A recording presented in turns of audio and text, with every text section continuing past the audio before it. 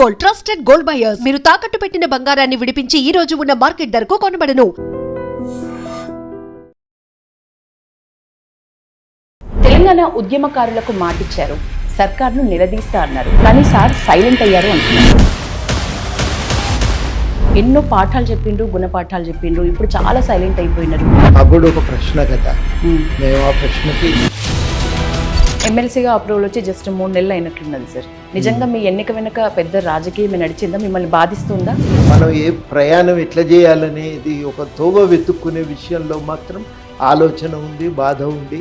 So మీరు ఏ కేటగిరీలో MLC మీకు దక్కింది, నామినేట్ అయినరు అని అడుగుతున్న బీఆర్ఎస్కి మీ క్లారిటీ. నేనైతే అప్లికేషన్ పెట్టుకోలేదు. ఇప్పటి రాజకీయ నాయకత్వం ఏం నేర్చుకోవచ్చు సార్ పెద్ది సుదర్శన్ రెడ్డి కథ? అంటే సుదర్శన్ రెడ్డి నిజాయితీగా చేసిండు, తను ప్రజల కోసం నిలబడ్డాడు, పనిచేసిండు. డైరెక్ట్గా ఉద్యమకారులకే డైరెక్ట్గా ఈ టర్మ్లో భూములు వస్తాయా? సూటిగా చెప్పండి సార్ ఆన్సర్. ఇప్పుడు ఉద్యమకారులకు సంబంధించిన ఈ విషయాలు 10 ఏళ్ళు ఏం జరగలే, మీరు అడగలే. అప్పుడు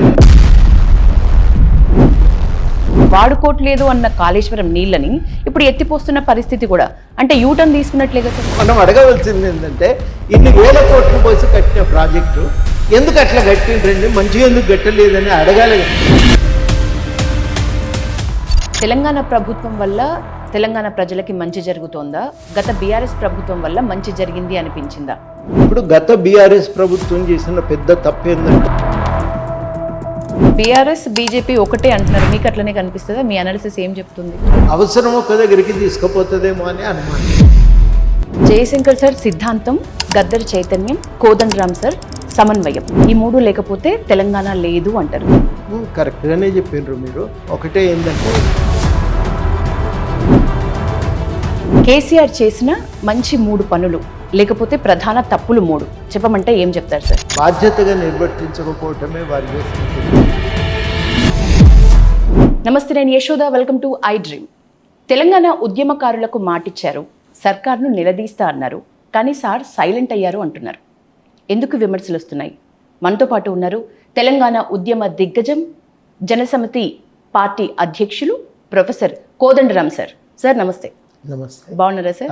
సార్ ముందుగా మీకు ముందస్తు హ్యాపీ బర్త్డే విషెస్, పుట్టినరోజు శుభాకాంక్షలు. టీచర్స్ డే రోజు పుట్టినరు సెప్టెంబర్ 5. మీరు చెప్పిన పాఠాలు నిజంగా తెలంగాణ యువతకి క్లాస్ రూమ్లో విన్న పాఠాల కంటే కూడా తెలంగాణ భవిష్యత్తు కోసం, తెలంగాణ విద్యార్థుల హక్కుల కోసం నేర్చుకున్న గుణపాఠాలే ఎక్కువ. లక్కీలీ మీరు టీచర్స్ డే రోజు పుట్టినరు, మాకెంతో ఆనందం. మీకు టీచర్స్ డే విషెస్ కూడా. సరే, ఇందాక ఇంట్రోలోనే చెప్పినట్లు ఎన్నో పాఠాలు చెప్పిండ్రు, గుణపాఠాలు చెప్పిండ్రు, ఇప్పుడు చాలా సైలెంట్ అయిపోయినారు. అసలు ప్రభుత్వం అంత మంచి చేస్తుంది అని అనుకుంటున్నారా మీరు? లేకపోతే మీకు ప్రభుత్వం చేస్తున్న అన్ని పూర్తి స్థాయిలో నచ్చినాయా? అట్లా కానే కాదు అది. అట్లా ఎప్పుడు కూడా ఆలోచించలేదు కూడా. విషయము ఏంటంటే, చాలా ఏళ్ళగా కార్యాచరణలో ఉన్నాం. కార్యాచరణ ముందుకు సాగుతున్నప్పుడు ప్రతిసారి కూడా ఇక్కడి నుంచి ముందుకు ఎట్లా అనే ఆలోచన ఉంటుంది. సహజంగానే నమ్మిన కొన్ని ఉద్యమాలు, వామపక్ష ఉద్యమాలేమో బలహీనమైపోతున్నాయి. అవి ఒక మాటలో చెప్పాలంటే అవి ఇవాళ బలంగా నిలబడే పరిస్థితి లేదు. మరోవైపు ఏమో మాతో పాటు నడిచిన చాలా ఇతర ప్రజాస్వామిక ఉద్యమాలు కూడా బలహీనపడ్డాయి. ఇక్కడి నుంచి కార్యాచరణ ముందుకు ఎట్లా అనేది మాకు కూడా ఒక ప్రశ్న కదా. మేము ఆ ప్రశ్నకి సమాధానం కూడా వెతుక్కోవాలి. రాజకీయంగా మేము కూడా 8 ఏళ్ళు పనిచేసినాం. ఈ 8 ఏళ్ళ అనుభవం నుంచి మేము ఏం నేర్చుకున్నాం, ఏం సరి చేసుకోవాల్సిన అవసరం ఉంది, మా కార్యాచరణలో లోపాలు ఎక్కడున్నాయి అనేది సమీక్షించుకోవాలి. ఒక రకంగా చెప్పాలంటే, ఒక ప్రయాణం చేసి ఒక కాలం గడిచినాక సమీక్షించుకోవాల్సిన అవసరం ఎవరికైనా ఏర్పడుతుంది. మనిషికి ఏర్పడుతుంది, సంస్థకు ఏర్పడుతుంది.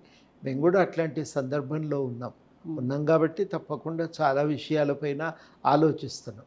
జరుగుతున్న అభివృద్ధితో మాకు పూర్తిగా సంతృప్తి లేదు. ఎట్లా అయితే మన సమస్యలు పరిష్కారం అవుతాయి, ఏ రకమైన అభివృద్ధి అయితే ప్రజల అవసరాలను తీర్చగలుగుతుంది. జయశంకర్ గారి మాటలో చెప్పాలంటే, అభివృద్ధి జరగాలి, దాని ఫలితాలు అందరికీ దక్కాలి అని. ఎటువంటి మార్గాన పోతే అభివృద్ధి జరిగి ఫలితాలు అందరూ పొందగలుగుతారు. ఈ ప్రశ్నలు ఉన్నాయి. వీటికి మేము కొంత సమీక్షించుకుంటున్నాం, సమాధానాలు వెతుక్కుంటున్నాం. అయినప్పటికీ కూడా సైలెంట్గా లేము. మేము ఎంచుకొని ఉపయోగించిన చాలా పద్ధతులు, చాలా ప్రయత్నాలు జరిగినాయి, జరగలేదని కాదు. ఇవాళ చాలా కీలకంగా ఆలోచించుకోవలసిన ఈ ప్రశ్నలన్నింటినీ మేము కూడా అంతర్గతంగా మాట్లాడుకుంటున్నాం, చర్చించుకుంటున్నాం. కొత్త ఉద్యమాలు వస్తున్నాయి, వాటి నుంచి నేర్చుకోవలసిన విషయాలు, అది నేపాల్లో కానీ, శ్రీలంకలో కానీ, మొన్న కాక్రోచ్ జనతా పార్టీ ఆధ్వర్యంలో జరిగిన ఉద్యమాలు కానీ, వీటన్నింటి నుంచి మనం ఏం నేర్చుకోవచ్చు, వాటి నుంచి ఏం నేర్చుకుంటే మనకు లాభం జరుగుతుంది అని ఒక రకంగా చెప్పాలంటే ఒక సంధికాలానికి చేరుకున్నాం. ఈ సంధికాలం నుంచి ముందుకు తొవ్వ వెతుక్కోవటానికి చాలా జాగ్రత్తగా బేరీజ్ వేసుకొని అడుగులు వేసుకోవాల్సిన అవసరం ఉంది. ఇప్పటి వరకు వచ్చిన ఉద్యమాల నుంచి చాలా విషయాలే తెలుసుకున్నాం, చాలా అనుభవాలు కలిగినాయి, చాలా అర్థమైనాయి. వాటన్నింటినీ ఉపయోగించుకుంటూ భవిష్యత్తుకు ఒక దారి వెతుక్కోవలసిన ఒక సందర్భం, ఒక క్రాస్ రోడ్స్లో నిలబడి ఉన్నాం. ఆ క్రాస్ రోడ్స్లో నిలబడి ఉన్నాం కాబట్టి ఎప్పుడు కూడా ఒక స్పష్టత ఉన్నప్పుడు ఎంత ధైర్యంగా ఒక అడుగేస్తామో అట్లా అడుగు వేయలేని స్థితి మాకు. ఆలోచించుకుంటున్నాం, తప్పకుండా ఏమీ ఆగిపోలేదు, ప్రయాణం నడుస్తూనే ఉంది. కానీ ప్రశ్నలు కూడా వెతుక్కోవాల్సిన అవసరం కూడా ఉంది. ఆ రెండింటిని దృష్టిలో పెట్టుకొనే పనిచేస్తున్నాం. ఇప్పటికి ప్రయాణం అయితే ఆగలే. అనేక సమస్యలు మా దృష్టికి వచ్చినవి మేము లేవనెత్తుతున్నాం. గతంలో లేని వెసులుబాటు ఇప్పుడున్నది ఏంటంటే ప్రభుత్వం దాకా అధికారులకు కానీ మంత్రులకు కానీ చెప్పవచ్చు. చెప్తే వాళ్ళు వింటున్నారు, సరే మేము ఆలోచిస్తామంటున్నారు. అంటున్నప్పుడు మేము కొంత ఓపిక బట్టి పరిష్కారం కోసం ఎదురు చూడవలసి ఉంటుంది. అది కూడా ఒక కారణం మేము కొంత ఆగటానికి. కనుక ఇవన్నీ కారణాలు ఉన్నాయి. ఈ కారణాలు ఇంతవరకు మేము బయట చెప్పలేదు. మొట్టమొదటిసారి మీ దగ్గర ఇవన్నీ వివరిస్తాం. సార్, వింటుంటే అనిపిస్తుంది ఎంతో అనుభవజ్ఞులు మీరు. 71 ఏళ్ళు సార్ మీకు. ఇప్పుడు తొందరలోనే 71 ఏళ్ళు పూర్తవుతాయి. ఇంకా మేము నేర్చుకోవడానికి రెడీగా ఉన్నామని మీలాంటి అనుభవజ్ఞులు చెప్పడం ఒకంత ఆశ్చర్యంగా ఉంది నాకు. దాంతో పోలిస్తే సార్, ఆల్రెడీ మిమ్మల్ని సూటిగా చెప్తున్న ఒక కాంగ్రెస్ పర్సన్గానే చూస్తున్నారు. మీ ఎమ్మెల్సీ పదవికి మీ ఎన్నిక వెనుక పెద్ద రాజకీయం నడిచిన తీరే మాకు కనిపించింది. మీరు సుప్రీంకోర్టు దాకా వెళ్ళి గొడవ పడాల్సి వచ్చింది. సో ఇంత తతంగం అయినా కూడా జనసమితి ఇంకా కొనసాగించాలని అనుకుంటున్నారా? అంటే ఈ ఏజ్లో మీకు శ్రమ ప్లస్ ఖర్చు వృధా అని మాకే చూస్తున్న వల్ల కనిపిస్తుంది. మీరు 71 ఏళ్లలో కూడా ఇంకా కొనసాగించాలి అని అనుకుంటున్నారా జనసమితి? అవసరం ఉంది కదమ్మా, అవసరం ఉంది కాబట్టి కొనసాగించవలసి ఉంటుంది. అదిగాక యశోద గారు, విషయం ఏంటంటే వయస్సు ఎంత అని కాదు, సమాజంలో ఒక అవసరం ఉంది అనుకున్నప్పుడు చేతనైన వరకు పనిచేస్తూనే ఉండాలి. అది తప్పదు. అది కాళోజీ గారు అంటారు కదా, ఈ సమాజంలో ఇన్ని కష్టాలు వచ్చినాయి అన్నీ చూసి నా ఒక్కరికి ఈ ఆవేదన ఎందుకు కలుగుతుందని. మాకు ఆవేదన కలుగుతున్నది, బాధ అనిపిస్తున్నది. అందుకని మేము ఆలోచిస్తున్నాం, పని చేయాలి, ఇంకా ముందుకు పోయి ఏదైనా ఒకటి చేతనైన వరకు మనము సమాజ సమస్యల పరిష్కారానికి మనకు తోచింది చెయ్యాలి అనే ఒక అభిప్రాయంతో ఉన్నాం కాబట్టే ఈ తపన, ఈ తన్లాట. లేకపోతే ఎందుకు ఉంటుందండి, ఆ ఇబ్బందే ఉండదు. ఎమ్మెల్సీగా అప్రూవల్ వచ్చి జస్ట్ 3 నెలలు అయినట్లున్నది సార్. నిజంగా మీ ఎన్నిక వెనుక పెద్ద రాజకీయమే నడిచిందా? మిమ్మల్ని బాధిస్తుందా? బాధ అంటే ఇక అంతే. మేము ఎంచుకున్న మార్గంలో ఏది మాకు సులభంగా రాదనేదే నాకు అర్థమైంది. రాదు కాబట్టి బాధ లేదు. ఇవి పదవులు వస్తాయి పోతాయి, అవి మామూలు విషయము, దాని గురించి అంత బాధ లేదు. కానీ ఇప్పుడు ఈ సమాజాన్ని బాగు చేయటానికి మనం ప్రయాణం ఎట్లా చేయాలనేది ఒక తోవ వెతుక్కునే విషయంలో మాత్రం ఆలోచన ఉంది, బాధ ఉంది. అది తప్పకుండా ఒక పరిష్కారం అవుతుందనే విశ్వాసంతోనైతే ఉన్నాం ప్రస్తుతానికి. కానీ ఒక ఆలోచన చేయవలసిన అవసరం కూడా సీరియస్గానే ఒక కార్యాచరణను సమీక్షించుకొని ముందుకు తోవ వెతుక్కోవాల్సిన అవసరం ఉందని అయితే గట్టిగా నమ్ముతున్నాం. సార్, సైన్స్, సామాజిక సేవ, కళలు ఈ రంగాల్లో అనుభవం ఉన్న వాళ్ళకి ఎమ్మెల్సీ ఇస్తారు. సో మీరు ఏ కేటగిరీలో ఎమ్మెల్సీ మీకు దక్కింది, నామినేట్ అయినరు అని అడుగుతున్న బీఆర్ఎస్కి మీ క్లారిటీ. ఇప్పుడు అనేక సంవత్సరాలు సామాజిక జీవితంలో, సామాజిక ఉద్యమాల్లో ఉన్నాము. ఒక అధ్యాపకుడిగా ఈ సమాజం కోసం పనిచేసినాం. చేయవలసిన కార్యక్రమాల్లో దేన్ని చూసి ఎంచుకున్నారో ఉమ్, మేము ఇది చూసి మాకు ఇవ్వండి అని నేనైతే అప్లికేషన్ పెట్టుకోలేదు, ఉమ్, పోయి ఎవరిని అడిగింది లేదు. ఉమ్, ఏదో ఒక కారణం చేత ఫిట్ అవుతారు, ఇందులో వీళ్ళు ఈ కేటగిరీకి చెందుతారని నమ్మిండ్రు, ఇచ్చిండ్రు, అంగీకరించిండ్రు, అది జరిగిపోయింది. ఉమ్. దాని మీద విభేదం నడుస్తుంది, పరిష్కరించుకోవాల్సింది సమాజమే తప్ప నేను కాదది. పొలిటికల్ సైన్స్ ప్రొఫెసర్ ఒక పొలిటికల్ పార్టీని అనుకున్న స్థాయిలో నడపలేకపోతున్నారు అంటున్న వాళ్ళకి. ఇప్పుడు నేను నేను అట్లా ఆత్మ న్యూనతతో లేను, ఆత్మ ఆ, పరిరక్షణ స్థాయిలో లేను. చాలా స్పష్టంగా నేను చెప్పదలిచిన, సమాజం అనేది పూర్తిగా గందరగోళంలో ఉన్నప్పుడు ఎంత చిన్నదైనా ఒక దీపం వెలిగించి దాన్ని నిలబెట్టుకోగలిగినామనే స్థైర్యంతో ఉన్నాం. మేము అట్లేమి బలహీనంగా లేము. మేము నిజంగానే మాకు సమస్యలు ఉన్నాయని ఒప్పుకున్నంత మాత్రాన మేము బలహీనంగా లేము. మేము నిలబడ్డామండి, మేము నిలబడ్డాము. మా చుట్టూ ఉన్న మా మిత్రులు చనిపోతున్నప్పుడు కూడా పౌర హక్కుల ఉద్యమంలో నిలబడ్డాం. తెలంగాణ సమైక్యవాదం బలంగా ఉండి తెలంగాణ అంటే నేను నవ్వుతున్న రోజుల్లో కూడా మేము నిలబడ్డాం. తెలంగాణ రాష్ట్ర సాధన ఉద్యమం కోసం చాలా బలమైన శక్తులు అడ్డం పడ్డప్పుడు కూడా తెలంగాణ సమాజాన్ని ఒక్కటి చేసి రాష్ట్రాన్ని సాధించుకున్నాం. మేమంత బలహీనులం కాదు, మీరు అనుకుంటున్నంతగా మేము బలహీన స్థితిలో లేము. మేము తప్పకుండా చాలా ఒక అనుభవంతోనే ఇక్కడి దాకా వచ్చి నిలబడ్డాం. ఇవాళ మాకున్న సమస్య ఏంటంటే ఈ గందరగోళ వాతావరణంలో ఒకవైపేమో కేంద్ర ప్రభుత్వం నిరంకుశంగా తన చేతిలో ఉన్న అధికారాన్ని ఉపయోగించి మొత్తానికి అన్ని పార్టీలను బలహీనపరిచి తాను ఒక్కదాన్ని నిలబడాలనే ప్రయత్నం చేస్తున్నది. ఇంకోవైపు ఎన్నికలు కలుషితమైపోయి విపరీతంగా డబ్బుతో మయమైపోయిన సందర్భం, విపరీతంగా ఈ రాజకీయాలు ఈ రకంగా పతనమైపోయినటువంటి సందర్భాన ఒక విలువలకు నిలబడి ఉండటం మామూలు విషయం కాదు. మేము నిలబడి ఉన్నాం. మేము ఎందుకు బలహీనంగా ఉన్నాం అనుకుంటామండి? లేము. కానీ ఈ చుట్టూ ఉన్నటువంటి వాతావరణంలో మమ్మల్ని మేము ఇంకా బలోపేతం చేసుకోవటానికి ఏం చేయాలనే ఒక ప్రశ్న అయితే మాకు నిరంతరం ఎదురవుతూనే ఉన్నది. తెలంగాణ ఉద్యమం టైంలో మీరు ఒక్క పిలుపు ఇస్తే సకల జనుల సమ్మె అయినా సాగరహారమైనా సార్, ఆ ఇన్సిడెంట్స్ నాకు ఇప్పటికీ గుర్తున్నాయి. నేను ఒక ఛానల్లో న్యూస్ రీడర్ని, చూస్తేనే గూస్ బంప్స్ వచ్చిన పరిస్థితి. ఇంకా అందులో పాల్గొన్న నిరుద్యోగులు, మా ఉద్యోగాలు మా నియామకాలు మాకు వస్తాయన్న నిరుద్యోగులు, మీరు ఒక్క పిలుపుతో వచ్చిన వాళ్ళే ఇప్పుడు సూటిగా మిమ్మల్ని నిలదీస్తున్నారు. 60 ఏళ్ళ 70 ఏళ్ళ ఈ జీవితంలో మీరు సుప్రీంకోర్టుకు వెళ్ళి ఎమ్మెల్సీ కాగలుగుతున్నారు, కానీ 30 ఏళ్ళు దాటిన అప్పుడు 20-25 అంటే ఇప్పుడు 35 వరకు ఉన్న విద్యార్థులందరూ కూడా ఈ ఏజ్లో మేము ఉద్యోగులం కాలేకపోతున్నాము అని నిలదీస్తున్నారు. వాళ్ళకి ఏమని చెప్తారు? ఏమైనా హామీ ఇవ్వగలరా? ఏదో ఒకటి చెప్పవలసిన అవసరం ఉందని మొట్టమొదట గుర్తించింది మేమే కదా. మేమే గుర్తించాం. మేము తెలంగాణ జేఏసీగా, తెలంగాణ విద్యావంతుల వేదికగా మొట్టమొదట ఈ సమస్య ఒక తీవ్రమైన సమస్య. ఇట్లాంటి ఒక సమస్య వల్లనే తెలంగాణ రాష్ట్ర ఏర్పాటు సాధ్యమైంది. కానీ ఆ సమస్య అనేది పరిష్కారం కావాల్సిన అవసరం ఉంది అని, అసలు నిరుద్యోగ సమస్య ఏంది, ఎందుకుంది, కారణం ఏంది, అసలు ఇది సమస్య ఎదుర్కొంటున్న వాళ్ళు ఎవరు, ఏ సమాజము ఈ సమస్యను ఎదుర్కొంటుంది అని మొట్టమొదట చర్చలో పెట్టింది మేమే. విద్యావంతుల వేదిక తరఫున తాజ్మహల్ హోటల్ నారాయణగూడలో అక్కడ హాల్ కిరాయికి తీసుకున్నాం. జేబులో పైసలు లేవు. అక్కడ ఇక్కడ తల ఓ పైస సమీకరించుకొని అతి కష్టం మీద మేము మీటింగ్ పెట్టి దానికి అనేక మంది నిపుణులను పిలిచినాం. ఇంజనీరింగ్ కాలేజీల్లో అపారమైన అనుభవం ఉన్న అధ్యాపకులను పిలిచినాం. ట్రైనింగ్ సెంటర్స్లో పనిచేసిన వాళ్ళని పిలిచినాం. కంపెనీలు నడిపే వాళ్ళని పిలిచినాం. విదేశాల్లో పనిచేసుకుంటున్న వాళ్ళను పిలిచినాం. వాళ్ళందరినీ పిలిచి వాళ్ళతో మాట్లాడించినాం. ఎట్లా సాధ్యమవుతుంది, పరిష్కారం కుదురుతుందా అని.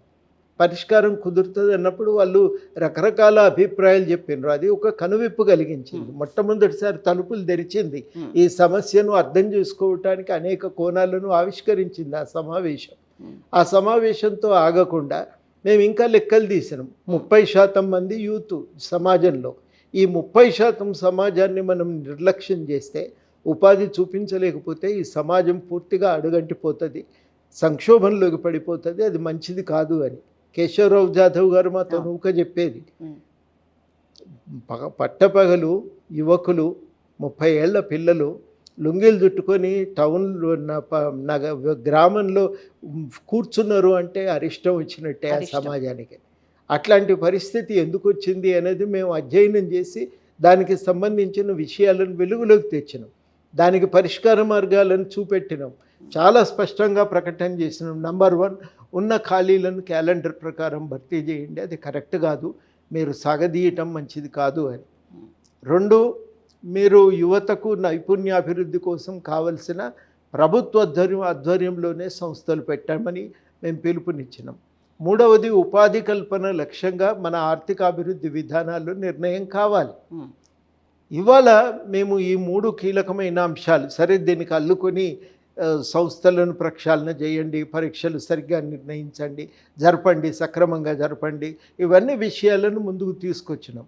ముందుకు తీసుకొచ్చిన తర్వాత దానిపైన మొత్తం సమాచారం, అప్పటి వరకు నిరుద్యోగ సమస్య మీద అధ్యయనాలు లేవు, ఎక్కడ కొద్దిపాటి ఆ సమాచారం దొరికినా సమాచారం అంతా సేకరించినాం.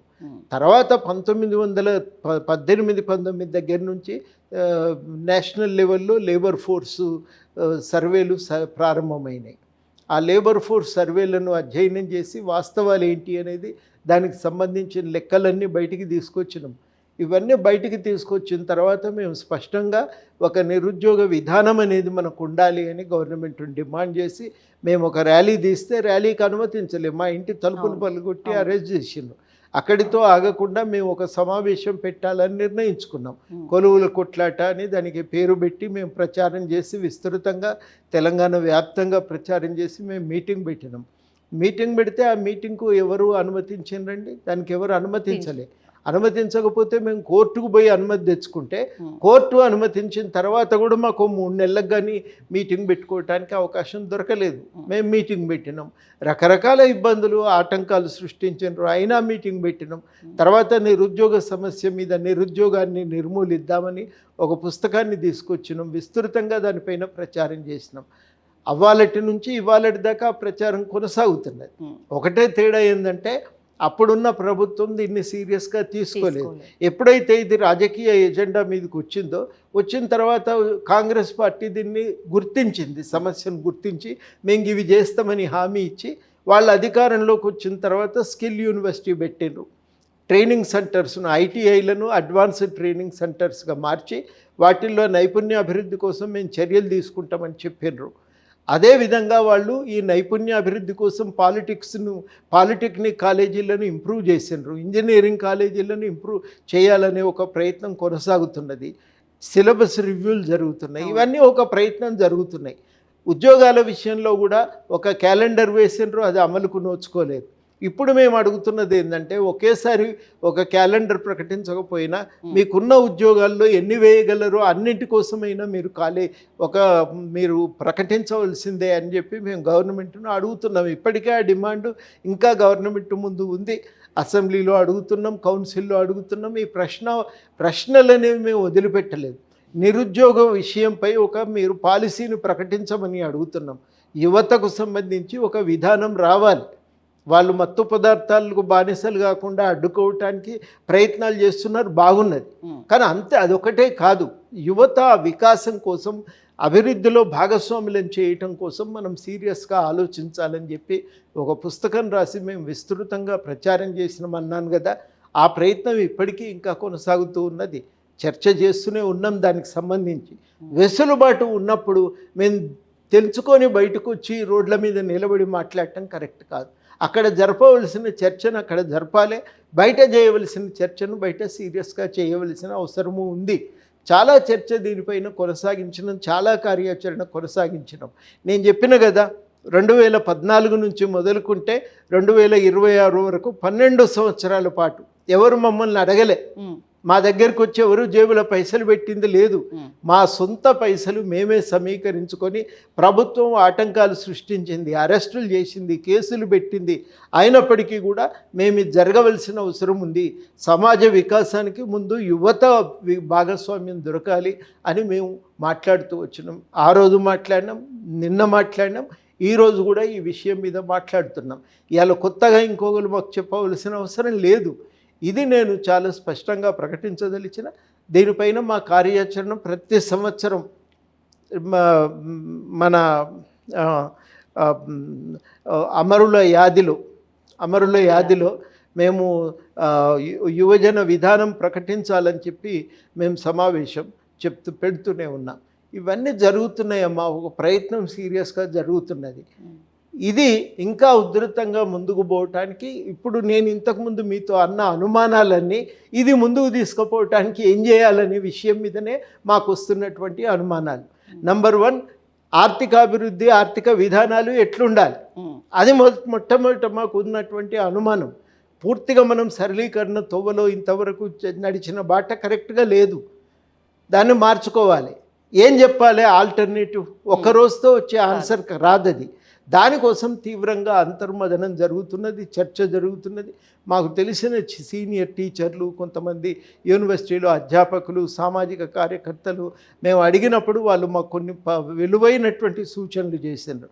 ఆ సూచనలన్నీ ముందు పెట్టుకొని మేము స్పష్టంగా చెప్తున్నాం, సరళీకరణ నమూనాలను, భారీ ప్రాజెక్టుల పద్ధతులను వదిలిపెట్టండి.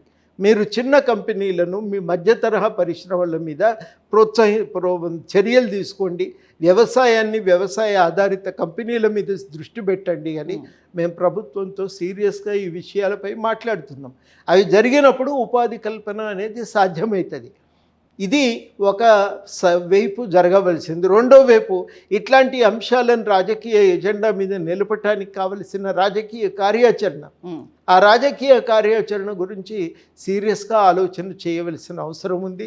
ఆ రాజకీయ కార్యాచరణ డబ్బులు కుమ్మరించి, తాగుడు పోసి, ఎన్నికలను ఎక్స్పర్ట్ యొక్క ఎన్నిక నిపుణుల సలహాలతోని ఎన్నికలను గెలవటానికి కుట్రలు కుతంత్రాలు జరుగుతున్నప్పుడు రాజకీయాలు ఈ సమస్యల పరిష్కారానికి ఈ సమస్యలన్నీ రాజకీయాల్లో కేంద్ర బిందువు ఎట్లయితే చెప్పండి, ఇది ప్రశ్న.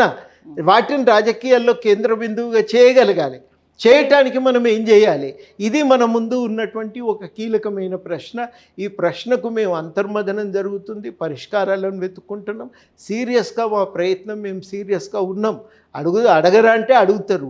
సమాజంలో నిలబడ్డాక అడగకపోతే ముద్దు పెట్టుకుంటారా? ప్రతిసారి అడుగుతారు, సమాజం అడుగుతుంది. తెలంగాణ ఉద్యమం అంతమందిని కదిలిస్తున్నప్పుడు కూడా నిరంతరం ప్రశ్నలు అడగని వాళ్ళు ఉన్నారా? నీకు జీతం ఎక్కడిది? నువ్వు లీవ్ పెట్టినవా? ఏం లీవ్ పెట్టినావు? ఏం పని చేస్తున్నావు? నువ్వు ఇలా కాలేజీకి పోయినావా? ఇవన్నీ అడగలేదా? ఆ రోజు కూడా అడిగినరు, ఆ రోజు కూడా సమాధానం చెప్పినాం. ఇవాళ కూడా సమాధానం చెప్తాం. మేము తప్పుడు తోవలో పోతలేం, స్వార్థము లేదు మాకు. సొంత అవసరాల కోసం మేము రాజకీయాలు చేస్తలేం, సొంత అవసరాల కోసం చేస్తలేం. కాబట్టి ఈ ప్రశ్నలకు సమాధానం చెప్పగలిగేటువంటి ధైర్యం ఉంది. తప్పకుండా ఎదుర్కొంటాం, వాటికి సమాధానం చెప్తాం, మాట్లాడతాం. సార్, ఇప్పుడు అనుభవజ్ఞులు, మీరు ప్రణాళిక చాలా గట్టిగా ఉంది అంటున్నారు. వెసులుబాటు కూడా ఉంది ప్రభుత్వంతో చర్చించడానికైనా, ప్రభుత్వం వరకు ప్రతిదీ తీసుకువెళ్ళటానికైనా ప్రణాళిక. ఇంత వెసులుబాటు ఉన్నప్పుడు నిరుద్యోగుల సంగతి సరే ఒక్క క్షణం పక్కన పెడితే, సార్ ఉద్యమంలో ప్రాణాలు కోల్పోయినారు. ఉద్యమంలో ప్రాణాలు అసూలు బాసిన అమరవీరుల కుటుంబాలు మొన్న మీరు మీటింగ్ పెట్టినారు. ఉద్యమాల్లో ప్రాణాలు కోల్పోయిన వాళ్ళకి, ముఖ్యంగా ఉద్యమంలో పాల్గొన్న వాళ్ళకి ఎన్నో మనం చేయాల్సి ఉంది. భూముల విషయంలో వాళ్ళు ఎప్పటి నుంచో పోరాడుతున్నారు. అట్లాంటి వాళ్ళకి ఇప్పటివరకు ఎట్లాంటి గట్టి హామీ అయితే లేదు.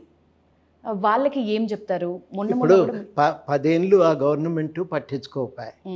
మేము ఇంకెక్కడి ఉద్యమకారులు, ఇంకెక్కడి తెలంగాణ, అసలు పేరులో నుంచే తెలంగాణను తీసి పారేశారు. అవునా కాదా? ఇదైతే వాస్తవం.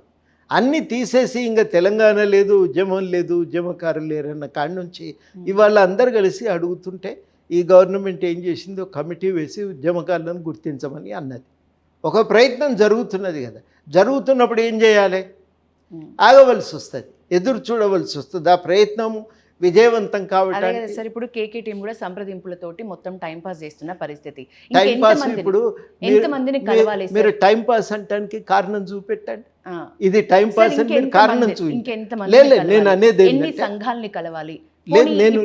డైరెక్ట్ గా ఉద్యమకారులకే డైరెక్ట్ గా ఈ టర్మ్ లో భూములు వస్తాయా? సూటిగా చెప్పండి సార్ ఆన్సర్.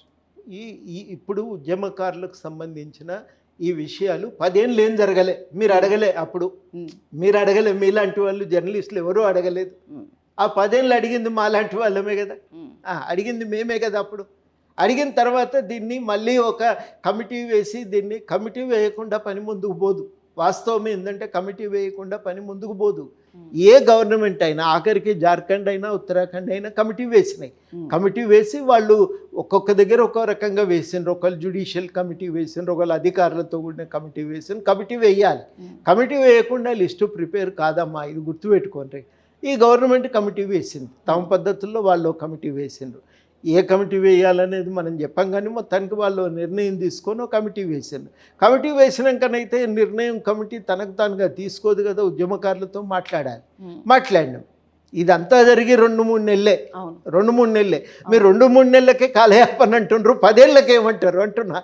10 ఏళ్ళకి ఏమంటారు మీరు? 10 ఏళ్ళు జరిగిన దాన్ని ఏమంటారు? ఇది ప్రశ్న. నిజానికి ఏమవుతుందంటే ఇది ఒక విచిత్రం. చరిత్రలో కూడా జరగని దాన్ని మీరు ప్రశ్నించట్లేదు. ఇంతకాలం ఎందుకు ఈ నిర్లక్ష్యం జరిగింది అనే సమీక్ష కానీ చర్చ కానీ లేదు. ఇప్పుడే ప్రయత్నం మొదలైంది. ఇది కాలయాపన కాకపోతే ఏంది అని ఇప్పుడు మనం అంటున్నాం. 10 ఏళ్ళని ఏమంటాను చెప్పండి? ఇది నేను అనేది ప్రశ్న. ఒక చర్చ ప్రారంభమైనప్పుడు అది విజయవంతం కావడానికి ఏం చేయాలనేదే ప్రధాన ప్రశ్న. విజయవంతం కావాలంటే ముందు ఉద్యమకారులతోనే మాట్లాడి, ఎవరు చెప్తారు చెప్పండి? ఉద్యమకారుని అంటే ఎవరే అంటే ఎవరిని అడగాలి? ఉద్యమకారులనే అడగాలి. ఏం చేస్తే బాగుంటుందనే అభిప్రాయం కూడా ఉద్యమకారులనే అడగాలి. మేముగా ఊహించుకొని రాస్తే అది కరెక్ట్ కాదు. వాళ్ళని అడిగినాం. కొందరు మిగిలినరు, వాళ్ళని కూడా మాట్లాడతాం. మధ్యలో మా మిత్రులు కొందరు లేరు, అవుట్ ఆఫ్ స్టేషన్, కాబట్టి వాళ్ళు వచ్చేదాకా మేము ఆగవలసి వస్తుంది. నిన్న కొందరు ఇవాళ మొత్తానికి వచ్చిండ్రు. రేపటి నుంచో ఎల్లుండి నుంచో మళ్ళీ కలుస్తాం. ఇంకెవరైనా మిగిలిపోయి ఉంటే కొంతమందిని మాట్లాడతాం. దాదాపుగా నా దృష్టిలో కొద్దిమందే ఉన్నారు. అదంతా కూడా జరుగుతుంటుంది. దాంతోపాటుగా ఇప్పుడు అప్లికేషన్ పెట్టుకోవటానికి మేము ఫామ్ తయారు చేసి పెట్టాలి. మా దగ్గర యంత్రాంగం లేదు. ఏ డిపార్ట్మెంట్ ఈ బాధ్యత తీసుకుంటుందో మేము అడగాలి. ఎవరిని అడగాలి? మంత్రులను అడగాలి. అడిగిన తర్వాత నిర్ణయం తీసుకున్నాక అప్పుడు మేము అప్లికేషన్లు తీసుకుంటే ఆ అప్లికేషన్ల తర్వాత ఒక లిస్ట్ అనేది తయారవుతుంది. ఇదేం పెద్ద టైం పడుతుందని నేను అనుకోవటం లేదు, కానీ ఈ టైంలో అయిపోతుందని కూడా ప్రకటించలేదు. అయిపోతుంది మొత్తానికైతే. ఇది సమయం, ఇంతకాలం అయితే సమయం పట్టింది, కానీ ఇప్పుడు పని పట్టాలెక్కింది, నడుస్తున్నది. ఓకే సార్, కాళేశ్వరం నీళ్లు అసలు వాడుకోవట్లేదు, వాడకుండా ఎండబెడుతున్నారు తెలంగాణని అని అంటున్నది బీఆర్ఎస్. మీరేం చెప్తారు? వాడుకోవట్లేదు అన్న కాళేశ్వరం నీళ్ళని ఇప్పుడు ఎత్తిపోస్తున్న పరిస్థితి కూడా, అంటే యూటర్న్ తీసుకున్నట్లేగా సార్ ఇప్పుడు కాంగ్రెస్ ఇప్పుడు 1000 కోట్లు పోసి అట్లెందుకు గట్టిండ్రు అనేది మొదటి ప్రశ్న కదా, అడగాలి కదా. ఆ ప్రశ్న మనం అది అడుగుతలేము. ఆడ నీళ్ళు ఎందుకు వాడతలేము అని అడుగుతున్నాం. మనం అడగవలసింది ఏంటంటే, ఇన్ని 1000 కోట్లు పోసి కట్టిన ప్రాజెక్టు ఎందుకు అట్లా గట్టిండ్రండి, మంచిగా ఎందుకు గట్టలేదని అడగాలి కదా మొట్టమొదట. మీరు మంచిగా గట్టి ఉంటే ఇవాళ ఈ సమస్య తలెత్తేది కాదు. నంబర్ 2, ఇవాళ వాడాలి. ఎట్లా వాడాలి చెప్పండి? కాళేశ్వరం అయితే గేట్ దించరాదు, మీకు తెలుస్తుంది. 11వ పిల్లరు కూలింది, 10వ నంబర్ది కూడా దాని ప్రభావంతో మిగతా 2 పిల్లర్లు గేట్లు కూడా దానివల్ల ప్రభావితమైనాయి. ఇప్పుడు గేట్లు దించలేము, ఆడ నీళ్ళు ఆపలేము. కాసేపు వచ్చిన వరద బాగానే ఉంది కాబట్టి నదుల నుంచే తోడుకుందాం అనుకుందాం కాసేపు, కానీ మిగతా 2 గేట్లు ముయ్యాలి. గేట్లు ముయ్యటానికి వీల్లేదు అని చెప్పి నేషనల్ డ్యామ్ సేఫ్టీ అథారిటీ వాళ్ళు ఆదేశాలు జారీ చేసినారు.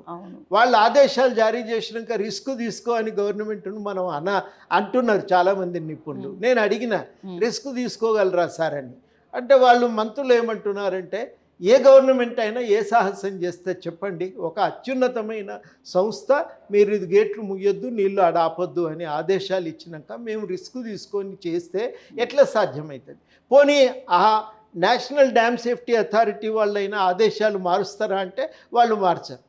వాళ్ళు మార్చమని అడిగితే వాళ్ళు మొన్న స్పష్టంగా చెప్పింది, మేము ఎట్లా చేస్తామండి, వాస్తవాల ఆధారంగా మేము నిర్ణయం తీసుకున్నాం, దాన్ని మేము ఎట్లా మారుస్తాం, పరిస్థితులు మారేదాకా మేము మార్చుకోలేమని వాళ్ళు అంటున్నప్పుడు ఎట్లా సాధ్యమవుతుంది? తప్పకుండా ఒక వాస్తవం ఏంటంటే అందరం అంగీకరించవలసింది, ఏమన్నా నీళ్లుంటే అవి ప్రాణహితల్నే ఉంటాయి. ఆ ప్రాణహిత నీళ్లు సరిగ్గా వాడుకోవటానికి ఒక ప్రయత్నం అయితే జరగాలి. ఆ ప్రయత్నం ఎట్లా చేయాలనేది ఇప్పుడు కొత్తగా మనం వేసుకోవాల్సిన ప్రశ్న. నేను అనుకోవటము ఏదన్నా ఉంది అంటే ఆలస్యం జరిగిందంటే తుమ్మిడిహెట్టి దగ్గర నుంచి నీళ్లు తోడుకునే విషయమే మనం ఆలస్యం చేస్తున్నాం. దాని విషయం మీదే కొంత సత్వరంగా నిర్ణయం ప్రకటించి కనీసం ఈ తొందరగా దాన్ని అక్కడి నుంచి నీళ్లు తోడుకునే ప్రయత్నం ఏదైనా చేస్తే బాగుంటుందేమో అని ఒక ఆలోచన నాకు. ఇది నా అభిప్రాయంగానే నేను చెప్తున్నా, కానీ నిపుణులు ఏమంటారో నాకు తెలియదు. ఇప్పుడు అక్కడ తుమ్మిడిహెట్టి దగ్గర నుంచి ఏమన్నా తోడటానికి వీలవుతుందా, అదొకటి ఆలోచించవలసిన విషయమే. కానీ అది కూడా నేను ఒక తుది అభిప్రాయంగా చెప్పట్లేదు, బహుశా ఏమన్నా చర్చించవచ్చునేమో అని. అది నీళ్లు వాడుకోవటానికైనా ఇప్పుడున్న కాలువని ఏం చేస్తే ఆ నీళ్లు వాడుకోవటానికి అవకాశం ఉంటుంది. ఇవి నా దృష్టిలో కొంత ఏమన్నా దృష్టి పెడితే ఉపయోగకరం అని చెప్పి నేను భావిస్తున్నా. కానీ తప్పు చేసిన వాళ్ళే ఉల్టా వచ్చి దీన్ని వాడుకోవచ్చారంటే అది అన్యాయం. ముందు మీ తప్పుకు ఈ జరగటానికి కారణం మీరు ముందు సమాధానం చెప్పాలి. ముక్కు భూమికి రాసి ఇది మేము తప్పు చేసినామని సమాధానం చెప్పాలి. మేము సమాధానం చెప్పం, ఎదుటిన్న వాళ్ళని ప్రశ్నలు వేస్తామంటే అది మాత్రం పద్ధతి కాదు. సార్, ఒక మేధావి వర్గానికి సంబంధించిన మీరు తెలంగాణ ప్రభుత్వం వల్ల తెలంగాణ ప్రజలకి మంచి జరుగుతోందా, గత బీఆర్ఎస్ ప్రభుత్వం వల్ల మంచి జరిగింది అనిపించిందా? ఇప్పుడు గత బీఆర్ఎస్ ప్రభుత్వం చేసిన పెద్ద తప్పు ఏంటంటే అధికారాన్ని స్వార్థ ప్రయోజనాలకు వాడుకున్నారు. దానికోసం ఎవరు ప్రశ్నించినా ఇది పద్ధతి కాదు అనే సూచన చేసినా వాళ్ళందరి మీద విరుచుకపడ్డారు. అది పెద్ద తప్పు.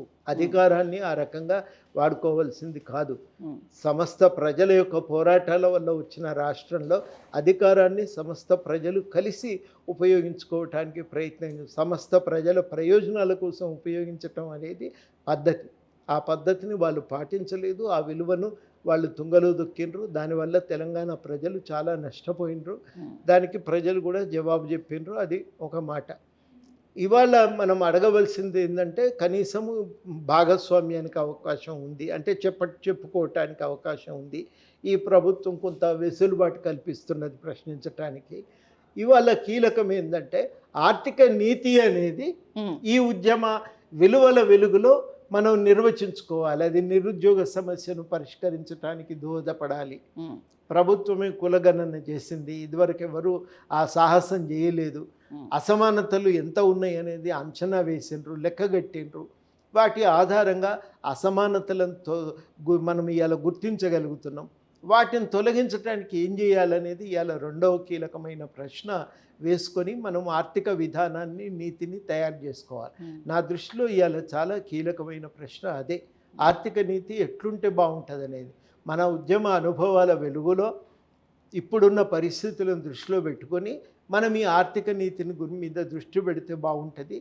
బీఆర్ఎస్ వాళ్ళు నిజంగానే సీరియస్గా ఉంటే, చిత్తశుద్ధి కనుక ఉంటే ఇవాళ సీరియస్గా వాళ్ళు ఈ విషయాల మీదే దృష్టి పెట్టాలని చెప్పి నేను భావిస్తున్నా. ఆ విషయాల మీద దృష్టి పెట్టాలి, ఆ విషయాల మీద మాట్లాడాలి.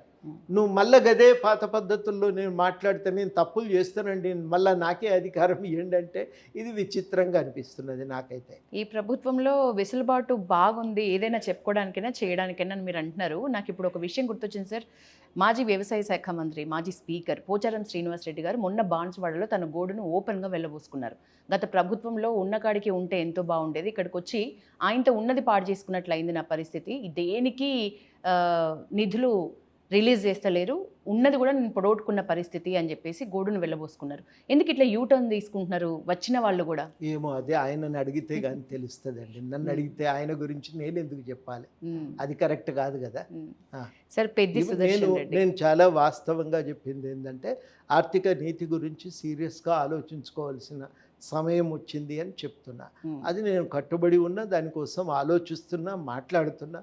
దాన్ని సాధించుకోవటానికి ఏం చేయాలనే విషయంపై సీరియస్గా దృష్టి పెడుతున్నాను. పెద్ది సుదర్శన్ రెడ్డి సార్, మీకు ఉన్న అనుబంధం ముఖ్యంగా తెలంగాణ ఉద్యమంలో తనది చాలా ప్రముఖమైన పాత్ర. ఆ పాత్రని మీరు ఎట్లా గుర్తు చేసుకుంటారు, ఏమని గుర్తుకొస్తుంది పెద్ది సుదర్శన్ రెడ్డి గారిని గుర్తు చేసుకుంటే? అంటే కలిసి చాలా కార్యక్రమాల్లో పాల్గొన్నాం కదా. ముఖ్యంగా నాకు బాగా గుర్తుకొచ్చేది మాన్కోట ఘటన. మాన్కోటకు రాళ్ల దాడి. జగన్మోహన్ రెడ్డి రావాలని నిర్ణయించుకున్నప్పుడు ఇక జగన్మోహన్ రెడ్డి వచ్చి యాత్రలు చేస్తే, ఆంధ్ర నాయకులందరూ ఇక్కడ యాత్రలు చేస్తే ఇంకెక్కడి తెలంగాణ, మనం కొట్లాడిన దానికి ప్రయోజనం ఏంది, ఇంతమంది పిల్లల బలిదానాలకు అర్థమే ఉంది అని చెప్పి అందరూ కూడా సీరియస్గా ప్రశ్నించి అప్పుడు ఏం చేసిండ్రంటే వాళ్ళను అడగటం మొదలుపెట్టారు. వాళ్ళను ఆడ దానికోసం అందరూ మాట్లాడుకొని వాళ్ళు చర్చ చేసిన తర్వాత ఒక కార్యాచరణ తీసుకున్నారు. వరంగల్లో ఉన్న జేఏసీ అప్పుడు అందరూ మాట్లాడి వాళ్ళు ఒక వారం రోజులు కార్యాచరణ తీసుకొని చివరి రోజున బంద్ తర్వాత ఇక ఆయన పర్యటనను అడ్డుకోవటానికి అందరు కదలాలనే పిలుపు ఇది జరిగింది.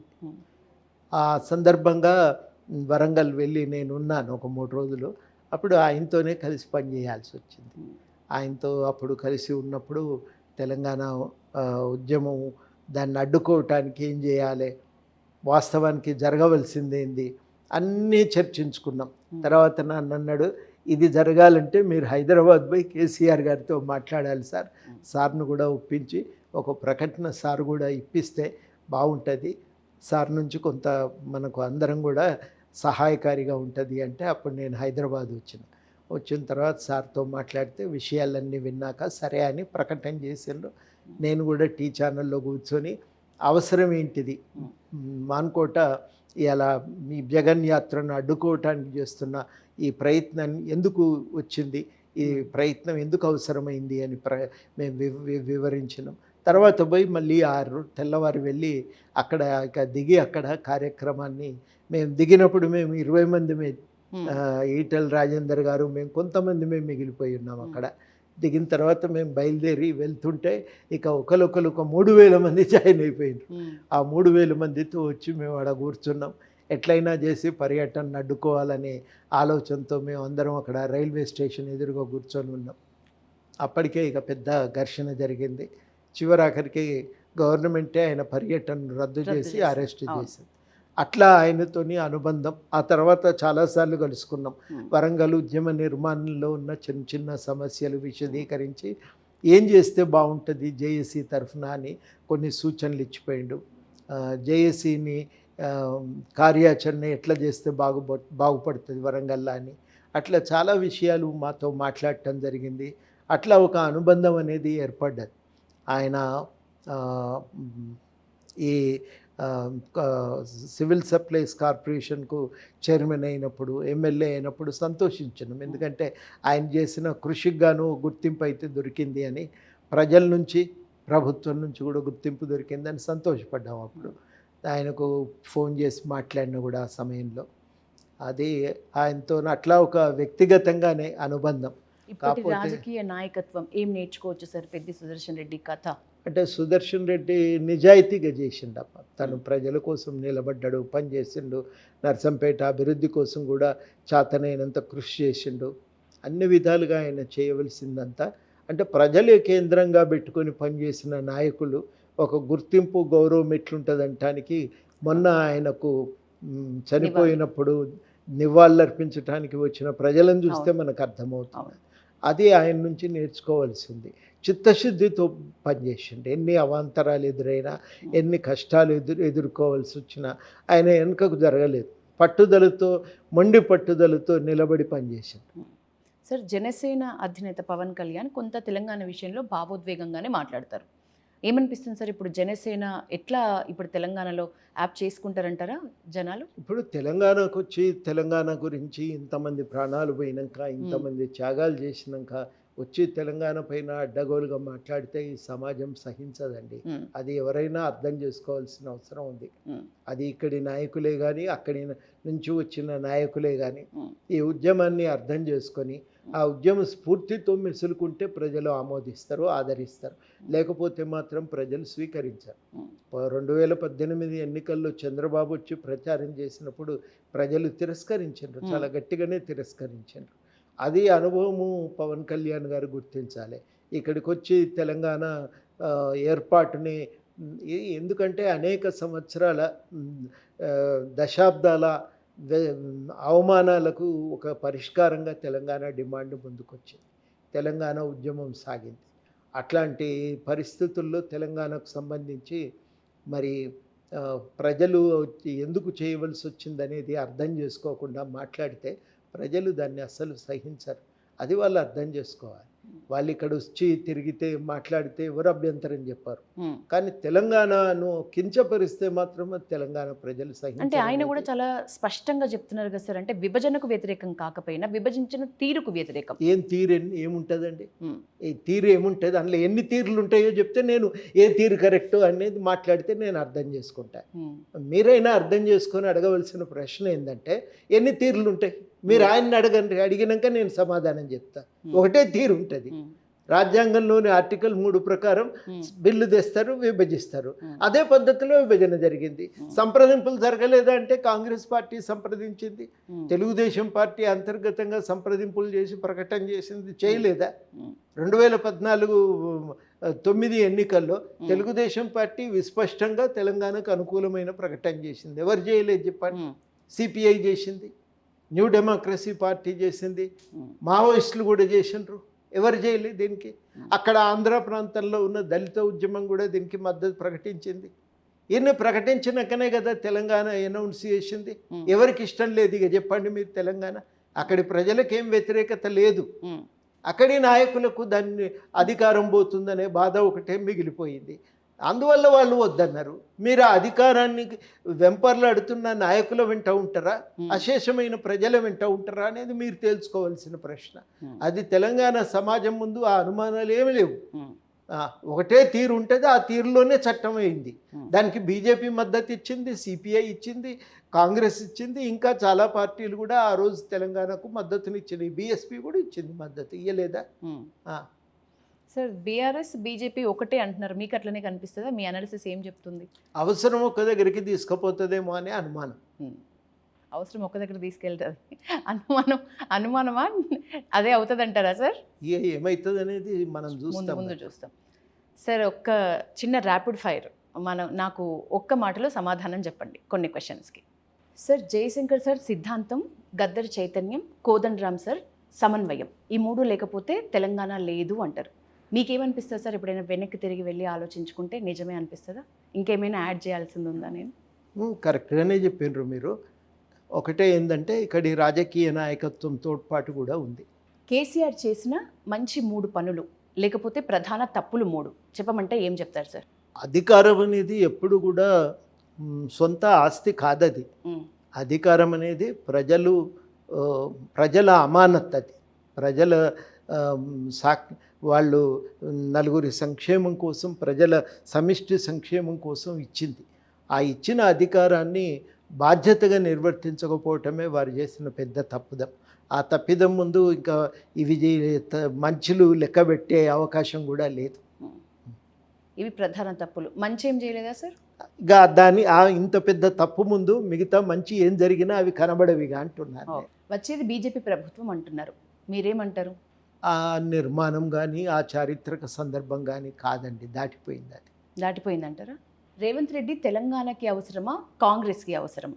అది ఒక సందర్భంలో కాంగ్రెస్కు అవసరం, దాంట్లో ఇంకా అనుమానం లేదు. తెలంగాణ ఒక సమయంలో ఇది అవసరమని భావించింది కాబట్టి గెలిపించింది. కేసీఆర్ ఉద్యమ నాయకుడా లేకపోతే రాజకీయ వ్యూహకర్తనా? ప్రధానంగా రాజకీయ వ్యూహకర్త. ఉద్యమకారులు హక్కులు దక్కించుకోవటానికి ఇంకెంత సమయం పడుతుంది? నేను అనుకోవటము దగ్గరికి వచ్చింది అనుకుంటున్నాను. పెద్ది సుదర్శన్ రెడ్డి ఒక్క మాటలో డిఫైన్ చేయమంటే ఏం చెప్తారు? ఈ కాలానికి ఉండవలసిన మంచి నాయకుడు. వచ్చే ఎన్నికల్లో కాంగ్రెస్కి వచ్చే సీట్లు మీ అంచనా? ఇది చాలా తొందరపాటు అవుతుంది. ఇంకా ఎన్నికలకు సంబంధించిన ఏ చర్చకైనా ఇది సమయం కాదు. పోనీ మీ అంచనా ప్రకారం తెలంగాణలో తదుపరి ప్రభుత్వం? ఇప్పటికైతే కాంగ్రెస్కు అవకాశం ఉంది, కానీ ఇది చాలా తొందరపాటు నిర్ణయం అవుతుంది. మళ్ళీ ఉద్యమించాల్సి వస్తే కోదండరామ్ సార్ ఫస్ట్ ఎవరిని కలుస్తారు? ప్రజల్ని. కోదండరామ్ సార్ రిటైర్మెంట్ ఎప్పుడు అని అడిగే వాళ్ళకి ఆన్సర్, సామాజిక జీవితంలో ఉండే వాళ్ళకు రిటైర్మెంట్ ఉండదు, మరణమే రిటైర్మెంట్. సార్ ఇప్పుడు మీరు ఒక 5 సిస్టర్స్ ఒక బ్రదర్తో కలిసి పెరిగిన వాళ్ళు, మీ చిన్ననాటి జ్ఞాపకాల్లోకి వెళ్తే మీరు మొదట ఉన్న పరిస్థితికి ఇప్పుడున్న పరిస్థితికి మీకు ఇచ్చుకునే డెఫినేషన్ అంటే ఏం చెప్తారు? చాలా మార్పు జరిగింది కదా. అంటే ఆ కుటుంబం నుంచి నేర్చుకున్న సమిష్టి తత్వం కానీ విలువలు కానీ మేమేం కోల్పోలేదు. కానీ సమాజాన్ని చూసే పద్ధతి మారిపోయింది, మంచికే మారింది. అది మంచికే మారింది. మంచికే మారింది. సార్ మీ మొత్తం బయోగ్రఫీ వెనక్కి తిరిగి చూసుకుంటే ఎప్పుడైనా ఒక్క విషయంలో ఇది చేయాల్సింది కాదు, లేకపోతే ఇక్కడ నేను కలవాల్సింది కాదు, ఇక్కడ నేను నా మీద వేసుకోవాల్సింది కాదు అనే ఏదైనా రిగ్రెట్ ఉందా మీకు? అట్లా ఏం లేదండి. ఇంకా కొన్ని సందర్భాల్లో ఇంకా కొంచెం క్రియాశీలకంగా చేసి ఉండాల్సింది అనిపిస్తుంది, ముఖ్యంగా పౌర హక్కుల సంఘంలో. కానీ అప్పుడు పరిస్థితులు అట్లా ఉండే, పిల్లలు చిన్నవాళ్ళు, అప్పుడే ఉద్యోగం కొత్తది, వాటి నడుమ మేము ఇంకంతకంటే ఎక్కువ సమయం ఇవ్వలేకపోయినాం. సార్ విభిన్న రంగాల్లో విభిన్న కోణాల్లో క్వైట్ ఆపోజిట్ సంస్థల్లో పనిచేసిన అనుభవం మీది, ఏది అత్యంత సంతృప్తినిచ్చింది సార్ ఇప్పటివరకు మీకు? ఏదైనా ఈ 3 గొప్ప అనుభవాలే అండి.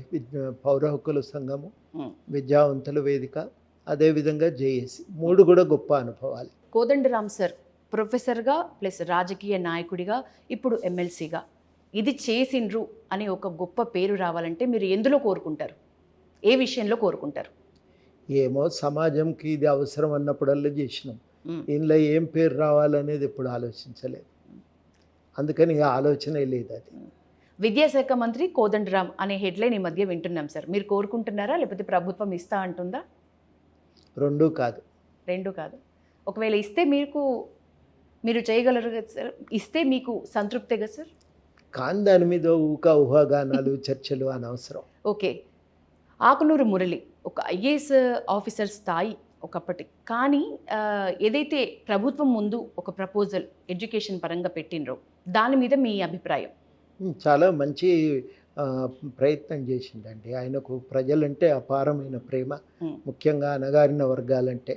ఆ అణగారిన వర్గాలందరికీ నాణ్యమైన విద్య అందించాలనే తపన, దానికోసం ఆయన ఎంత చేయన్నో అంత చేసిండు. ఆ ప్రపోజల్ మీకు ఎట్లాంటి విమర్శలు? నాకు చిన్నవి ఎక్కడైనా కానీ ఒకళ్ళు ఇక్కడ ఒత్తిడి పెడతారు, ఒకళ్ళు పదం అక్కడ మారుస్తారు, అవి చిన్న చిన్న విషయాలు. అవి తప్ప మిగతావి ఆ టీచర్ల జీతాలకు సంబంధించిన ఒక విషయం మీద అట్లాంటివి తప్ప, అది కూడా ఆయన ఇది మార్చాలి అని తగ్గించాలి అని అనలేదు. అవసరమైతే కొత్తగా తీసుకోవాల్సి వస్తే నీకు ఆర్థిక భారం అనిపిస్తే అనే అగర్మగర్ షరతులు పెట్టి చెప్పిండు ఆ మాట. దాన్ని తప్పగాని మిగతా అవి కూడా అంత అభ్యంతరం చెప్పవలసిన విషయం ఏం కాదు. కాకపోతే జీతాలు తగ్గించకూడదు అని అడుగుతూనే మిగతా రిపోర్ట్ మాత్రం బాగా రాసిండని నేను నమ్ముతున్నాను. ఎందుకు సార్ మరి ఉపాధ్యాయ అందరూ సార్ చాలా ఎక్కువ శాతంలో విమర్శిస్తున్న వాళ్ళే ఎక్కువ? అంటే మొత్తం అన్నంలో ఒక మెతుకు చూస్తే ఉడికిందా లేదా తెలుస్తుంది అంటారు, కానీ రిపోర్ట్ అట్లా కాదమ్మా. ఒక పాయింట్ మాత్రమే ఆధారపడి రిపోర్ట్ మీద నిర్ణయం చేయటం కరెక్ట్ కాదు, అది కొంత అన్యాయం అవుతుంది. సార్ లాస్ట్ క్వశ్చన్, మీ ప్రజెంట్ కార్యాచరణ ఎట్లా ఉంది, వెళ్తున్నారు? ఇప్పుడు నేను చెప్పిన కొన్ని అనుమానాలు సంశయాలు ఉన్నాయి, వాటిని దాటం తప్పకుండా మేము చాలా బలంగా ప్రజలకు వైపున నిలబడి, మేము ఇంకా రాజకీయాలను సంస్కరించే విషయంలో కానీ, ఒక బలంగా ప్రజల ఎజెండాను, ప్రజల సమస్యలను ఎజెండా మీదకి తేవటంలో కానీ మేము చాలా విజయవంతం అవుతాం అనే విశ్వాసంతోనే ఉన్నాను నేను. థ్యాంక్ యూ సార్, మీ విలువైన సమయాన్ని ఈరోజు నాకు ఇచ్చారు. Thank you.